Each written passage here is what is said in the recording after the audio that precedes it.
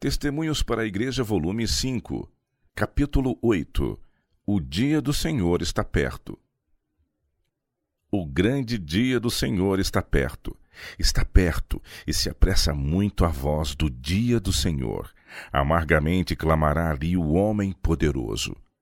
Aquele dia é um dia de indignação, dia de angústia e de ânsia, dia de alvoroço e de desolação, dia de trevas e de escuridão, dia de nuvens e de densas trevas, dia de trombeta e de alarido contra as cidades fortes e contra as torres altas. E angustiarei os homens, e eles andarão como cegos, porque pecaram contra o Senhor. Sofonias capítulo 1, versos de 14 a 17. E há de ser que naquele tempo esquadrinharei a Jerusalém com lanternas, e castigarei os homens que estão assentados sobre as suas fezes, que dizem no seu coração, o Senhor não faz bem nem faz mal. Sofonias capítulo 1, verso 12. Congrega-te, sim, congrega-te, ó nação que não tens desejo, antes que saia o decreto, e o dia passe como uma pragana. Antes que venha sobre vós a ira do Senhor, sim, antes que venha sobre vós o dia da ira do Senhor. Buscai ao Senhor, vós todos os mansos da terra, que pondes por obra o seu juízo. Buscai a justiça, buscai a mansidão. Porventura sereis escondidos no dia da ira do Senhor. Sofonias capítulo 2, versos de 1 a 3. Estamos perto do final dos tempos. Foi-me mostrado que os juízos de Deus já estão caindo sobre a terra. O Senhor nos advertiu quanto aos acontecimentos que estão prestes a ocorrer. Luz irradia de sua palavra. Contudo, as trevas cobrem a terra e densa escuridão os povos. Quando disserem, há paz e segurança, então lhes sobrevirá repentina destruição, e de modo nenhum escaparão. 1 Tessalonicenses capítulo 5, verso 3. É nosso dever inquirir a causa de tão terríveis trevas, a fim de podermos evitar os caminhos pelos quais os homens acalentaram tão grande ilusão. Deus deu ao mundo uma oportunidade de conhecer e de obedecer à sua vontade. Deu-lhe em sua palavra a luz da verdade e lhe enviou advertências, conselhos e exortações, mas poucos obedecerão à sua voz. Como a nação judaica, a maioria dos cristãos professos se gloria de suas superiores vantagens, porém não se mostra grata a Deus por essas grandes bênçãos. Por causa de sua graça infinita, uma última mensagem de advertência é enviada ao mundo, anunciando que Cristo está às portas e chamando a atenção para a desprezada lei divina. Mas, como os antediluvianos rejeitaram com zombaria a advertência de Noé, assim os amantes dos prazeres hoje em dia hão de rejeitar a mensagem dos fiéis servos de Deus. O mundo segue o seu curso inalterado, absorvido como sempre em seus negócios e prazeres, enquanto a ira divina está prestes a ser derramada sobre os transgressores de sua lei. Nosso compassivo Redentor, prevendo os perigos que haveriam de cercar seus seguidores neste tempo, lhes dirige esta admoestação especial. Olhai por vós, não aconteça que os vossos corações se carreguem de glutonaria, de embriaguez e dos cuidados da vida, e venha sobre vós de improviso aquele dia. Porque virá como um laço sobre todos os que habitam na face de toda a terra. Vigiai, pois, em todo o tempo, orando para que sejais havidos por dignos de evitar todas estas coisas que hão de acontecer e de estar em pé diante do Filho do Homem. Lucas, capítulo 21, versos de 34 a 36. Se a Igreja tomar um caminho idêntico ao do mundo, virá a partilhar da mesma sorte. Ainda mais, como recebeu maior luz, seu castigo será maior do que o dos impenitentes. Nós, como povo, professamos possuir mais verdades do que qualquer outro na terra. Neste caso, nossa conduta e caráter devem também corresponder à nossa profissão. Está próximo o dia em que os justos, qual semente preciosa, hão de ser ajuntados para os celeiros celestiais, enquanto os ímpios, à semelhança do joio, o serão para o fogo do grande dia. Mas o trigo e o joio deverão crescer ambos juntos até a ceifa. Mateus capítulo 13, verso 30. No desempenho de seus deveres cotidianos, os justos hão de estar até o fim, em contato com os ímpios.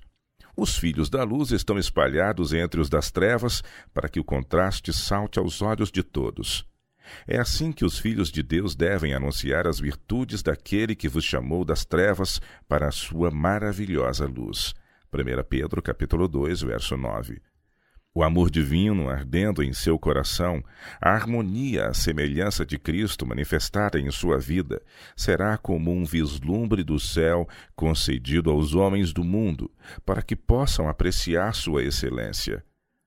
Os semelhantes se atraem mutuamente. Os que beberem da mesma fonte de bênçãos hão de unir-se entre si. A verdade, habitando no coração dos crentes, há de conduzir a uma abençoada e feliz unificação. Deste modo, a oração de Cristo pedindo que seus discípulos fossem um, como ele o é com o Pai, será atendida. Por essa unidade espiritual, toda pessoa verdadeiramente convertida há de suspirar. Entre os ímpios, porém, há de prevalecer uma harmonia ilusória, que só em parte encobrirá a perpétua discórdia. Achar-se-ão unidos na sua oposição à vontade e à verdade divinas, mas quanto ao mais estarão divididos pelo ódio, emulação, inveja e contenda mortal. O metal precioso e o comum estão agora de tal modo misturados que somente o olhar perscrutador do infinito Deus pode com certeza discernir entre um e outro. Mas o ímã moral da santidade e verdade há de atrair e reunir o metal puro, ao mesmo tempo que repelirá a escória e o falso. O dia do Senhor está perto, e se apressa muito. Sofonias 1:14. Onde está, porém, o verdadeiro espírito do advento? Quem se está preparando para subsistir neste tempo de tentação que se acha iminente? O povo a quem Deus confiou as sagradas, solenes e probantes verdades para este tempo está dormindo em seu posto. Por seu procedimento, diz: tenho a verdade, rico sou e estou enriquecido, e de nada tenho falta. Ao passo que a testemunha verdadeira o adverte: não sabes que és um desgraçado e miserável, e pobre e cego e nu. Apocalipse capítulo 3, verso 17. Com que fidelidade retratam essas palavras a presente condição da igreja. Não sabes que és desgraçado e miserável, e pobre e cego e nu. Pelos servos do Senhor são transmitidas mensagens de advertência ditadas pelo Espírito Santo e descobertos defeitos de caráter aos que se têm desviado. Eles, entretanto, dizem: isto não se aplica ao meu caso. Recuso a mensagem que me transmites. Estou fazendo o melhor que posso. Creio na verdade. Aquele mau servo que em seu coração diz: meu Senhor tarde virá, Mateus 24:48, professa estar esperando a Cristo. É um servo que só aparentemente se dedica ao serviço de Deus, enquanto no coração se entregou a Satanás. Diferente dos escarnecedores, não nega abertamente a verdade, mas pela conduta revela o desejo que sente de que a vinda do Senhor se dilate. O orgulho torna-o descuidado em relação aos interesses eternos, adota as máximas do mundo e se conforma às suas práticas e costumes. O egoísmo, o orgulho e as ambições mundanas nele predominam. Temendo que seus irmãos lhe levem alguma vantagem, deprecia seus esforços e contestam as suas razões. Desse modo, espanca seus conservos. A proporção que se vai alienando do povo de Deus une-se mais aos ímpios. É achado comendo e bebendo com os ébrios. Mateus 24, verso 49. Associando-se com o mundo cujo espírito compartilha. Dessa maneira, é embalado numa segurança carnal e vencido pela negligência, indiferença e ociosidade. A causa propriamente dita do mal foi a negligência da vigilância e da oração secreta, a que sucedeu naturalmente a negligência de outros deveres religiosos, sendo assim preparado o caminho para todos os pecados subsequentes. Cada cristão é assediado pelas seduções do mundo, pelas solicitações da natureza carnal e por tentações diretas de Satanás. Ninguém está livre dessas coisas. Não importa qual tenha sido a nossa experiência, não importa quão elevada a nossa posição, precisamos vigiar e orar continuamente.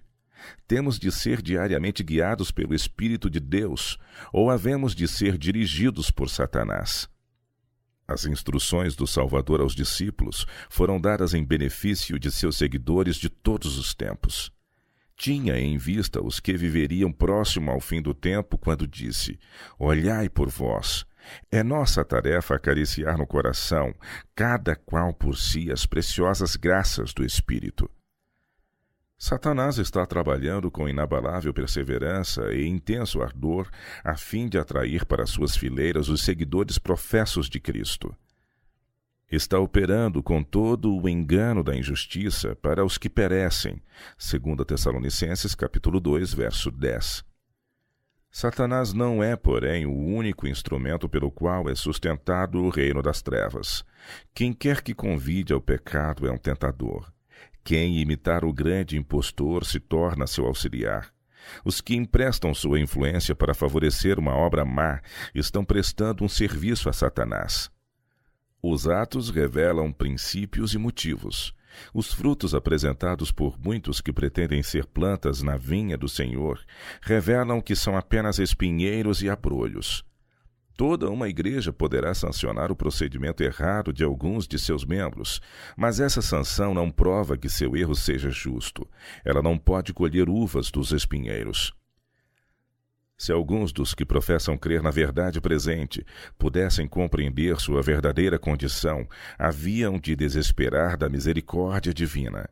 Têm estado exercendo toda a sua influência contra a verdade, a voz de admoestação e o povo de Deus. Estiveram a fazer deste modo a obra de Satanás. Muitos se tornaram de tal modo envaidecidos em virtude de seus enganos que jamais se poderão reabilitar. Semelhante estado de apostasia não pode prevalecer sem acarretar a ruína de muitas pessoas. A Igreja tem recebido advertências e mais advertências. Os deveres que tem e os perigos que corre o povo de Deus foram claramente expostos. Entretanto, o elemento mundano está nela agindo fortemente. Costumes, práticas e modas que tendem a desviar de Deus as pessoas há anos têm estado lançando raízes, a despeito das advertências e exortações do Espírito Divino, e afinal seus caminhos se tornaram retos aos seus próprios olhos, e a voz do Espírito mal é ouvida. Ninguém pode prever até onde se embrenhará no pecado quando uma vez se tiver rendido ao poder do grande enganador. Satanás penetrou em Judas Iscariotes e induziu-o a trair seu Senhor.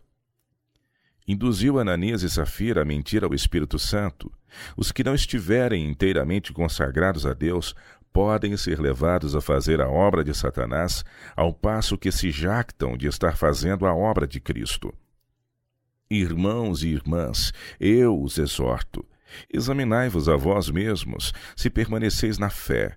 Provai-vos a vós mesmos. 2 Coríntios, capítulo 13, verso 5. A fim de conservar o calor e a pureza do amor de Cristo, vocês precisam de constante suprimento da graça divina. Têm feito todos os esforços para que a vossa caridade abunde mais e mais, para que aproveis as coisas excelentes, cheios de frutos de justiça, que são por Jesus Cristo, para a glória e louvor de Deus. Filipenses capítulo 1, versos de 9 a 11. Muitos que deviam tomar atitude decisiva ao lado da justiça e da verdade manifestaram fraqueza e indecisão que incentivaram os assaltos de Satanás. Os que deixam de crescer na graça, não se esforçando por atingir o mais alto padrão da perfeição divina, serão vencidos. O mundo é para os cristãos um país de estrangeiros e inimigos. Se não se revestirem da armadura de Deus e usarem a palavra do Espírito, serão vencidos pelas potências das trevas. A fé de todos há de ser testada. Todos deverão ser provados como o ouro o é pelo fogo. A Igreja se compõe de homens e mulheres imperfeitos e cheios de fraquezas, que necessitam da prática constante do amor e da contemplação. Entretanto, faz tempo que reina uma atmosfera de mornidão espiritual. Penetrou na igreja um espírito mundano, seguido por frieza recíproca, acusações mútuas, maldades, contendas e iniquidade. Se fossem pregados menos sermões por parte de homens não consagrados no coração e na vida, e se mais tempo fosse devotado a humilhar a alma diante de Deus, haveria esperança de que o Senhor acudisse em seu auxílio, a fim de sará-los da sua apostasia. Muitas das pregações destes últimos tempos produzem uma falsa segurança. Os mais importantes interesses da causa de Deus não podem ser sabiamente tratados pelos que mantêm tão pouca real ligação com Ele, como o têm feito alguns de nossos pastores. Confiar a obra a tais pessoas seria o mesmo que entregar a crianças o comando de grandes navios no mar. Pessoas destituídas de sabedoria divina e do poder vivificante de Deus não são competentes para conduzir a nau do Evangelho por entre obstáculos e tempestades. A Igreja está atravessando um período de sérios conflitos, mas, a despeito do perigo, muitos estariam dispostos a confiar sua direção a pessoas que certamente a fariam afundar. Necessitamos agora de um piloto a bordo, pois estamos nos aproximando do porto. Como um povo, devemos ser a luz do mundo. Mas quantos são como as virgens loucas, que não levaram azeite nos vasos com suas lâmpadas? Oxalá o Senhor, abundante em misericórdia e cheio de perdão, tenha piedade de nós e nos salve, para que não venhamos a partilhar a sorte dos ímpios. Neste tempo de lutas e provações, precisamos de todo o apoio e consolação que podemos obter de princípios justos, convicções religiosas estabelecidas, certeza íntima do amor de Cristo e rica experiência nas coisas divinas. Só chegaremos à estatura perfeita de homens e mulheres em Cristo Jesus como resultado de um crescimento constante na graça divina. Oh, que poderei eu dizer a fim de lhes abrir os olhos cegados e iluminar o entendimento espiritual? O pecado deve ser crucificado. Uma transformação moral completa tem de ser operada pelo Espírito Divino. Devemos compenetrar-nos do amor de Deus e ter fé viva e perseverante, que é o ouro provado pelo fogo. Só o podemos obter de Cristo. Todo o que sincera e diligentemente buscar essas coisas tornar-se-á participante da natureza divina.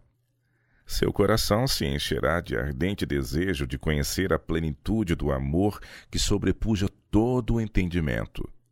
À proporção que for crescendo na vida espiritual, será mais perfeitamente capaz de compreender as elevadas e enobrecedoras verdades da Palavra de Deus, até que pela contemplação seja transformado e se torne apto a refletir a semelhança de seu Salvador.